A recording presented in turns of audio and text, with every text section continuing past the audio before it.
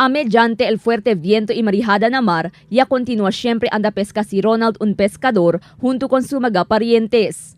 Na fuerza del marejada y peligro anda pesca, no hay ataque con mga pescador anda man busca la vida.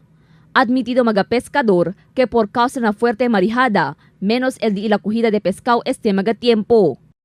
Kayo? Oo, malakas. Limang araw na, malaking alon. So, kamusta pangingisda ninyo? May nahuli pa rin? Kunti lang. Konti lang. Oo. Pangingisda pa rin kayo kuya kahit nakakatakot na yun. Oo. Nguha lang yapong isda kay mao mo itong panginabuhi gyud.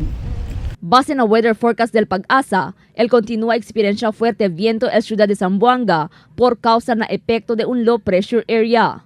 El experiencia también el ciudad Calaya de aguacero con más oscura na tiempo na cuantos parte del ciudad. Según con el chief meteorologist del Pag-asa na ciudad Maribel Enriquez, hindi según experiencia el ciudad el fuerte aguacero que ta sucede ahora na cuantos lugar na northern Mindanao.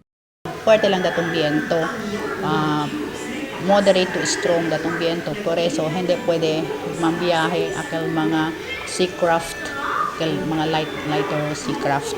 Pero si akabar LD aton rainfall mostly cloudy kita, pero LD aton rainfall is light to moderate, pero isolated lang ele. Base na monitoring del Oficina de Defensa Civil, aun kita experiencia avenida el cuantos lugar na Zamboanga Peninsula, en particular na Sibugay, Dipolog, Zamboanga del Sur y Zamboanga del Norte, pero enseguida se mira otra vez na normal el nivel del agua. Tiene también cuantos caminos ya afecta por causa na landslide, pero enseguida con este puede limpiar a ver puede otra vez pasa mga vehikulo. Dumig experience minor flooding only, minor lang.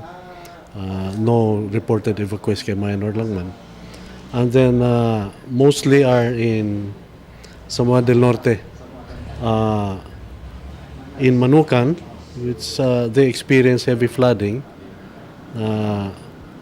Actually nag-subside na as of now.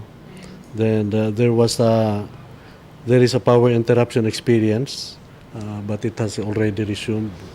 Aviso del OCD na público, amo para estar preparado y alertado por medio de una noticia na radio y televisión. Más de debe según estar preparado el City Disaster Risk Reduction Management Office na posible emergencia por causa na mal tiempo.